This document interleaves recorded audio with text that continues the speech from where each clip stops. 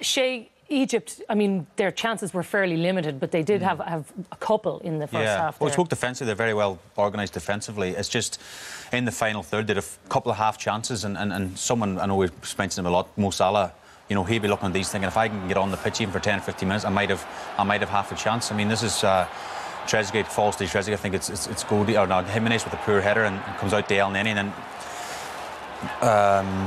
Trezeguet comes off the wing and doesn't really get a shot. We were saying in the studio, Jack, we thought we should have had a shot here. You know, not going to get many chances against Uruguay, and I felt that was a shooting opportunity, and instead they tried to cross it. I mean, if they had something that had come from it, then who am I to say any different? But I think Hector Cooper at half-time will be sitting in there thinking, we're doing fine, we'll keep it nice and tight, keep playing the way we are. And I'll say for maybe the last 10 minutes, if we can get 10 minutes out of Mo Salah, Uruguayans will be thinking, oh my God, here he comes, because he is that sort of star player. He can add that bit of stardust to this team.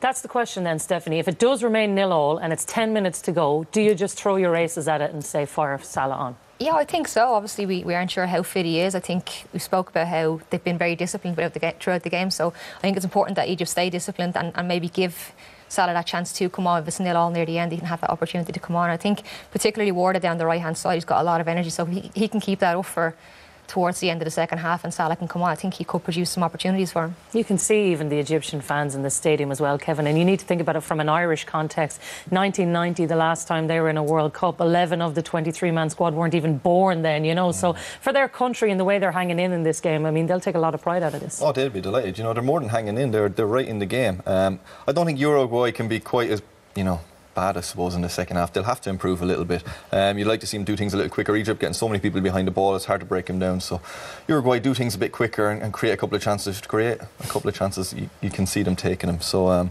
but Egypt, I said, they'll be delighted. They'll take a draw. I don't think they'll be changing up with 10 minutes to go too much to try win the game. I think they'll be happy to get out with a point. How much is resting on Uruguay's shoulders then to get something out of this, Kevin? Because if they don't get something out of this game, if it is a draw and all of a sudden they're chasing their tails, and they are favourites in this group. Yeah, it's psychological as well. You know, everyone spoke about them so much beforehand and how, you know, without Salah it's nearly a walkover for them. So psychologically it'll be a blow, but again, it's not the end of the world. You get a point out of the game, their first game in the group, they'll build from that. Just going back to Suarez then, Shay, you know, he said, this will be my World Cup. These have been his words. I mean, it hasn't been in the first half. What does he have to do to turn this around? Well, he looks a different player from his Barcelona, you know, season. I think he's second top goal scorer in the Liga this year. So as Kev said, he's just snatching stuff, and as he's trying too hard, things aren't coming off and stuff. He just needs to relax. I know he's an experienced centre forward and a fantastic player, but he just needs to relax into the game. And I think he's an emotional character, and especially when he plays for Uruguay, you know, it means so much to him, and he just needs to sort of forget about that and focus and try and get that one chance. If he gets a chance, and a good chance, well, we said that first half, he won't get much of a better chance than what he missed first half, but I'm sure he'll get another chance second half. Yeah, but Steph, as Kevin said as well, for us, you know, both of you guys are strikers. You know what it's like when you're trying to just make something happen. Yeah, I think that's what it is. It just, as Shay said, he needs to settle into the game, and I think the half-time break will do him good. He'll come back into the game and hopefully be ready for the game a little bit more. I think he just needs to get his first touch in the second half. He needs to be good and get himself settled into the game. And as we said, I think he could get a couple more chances as the Egyptian team tire towards the end of the second half. So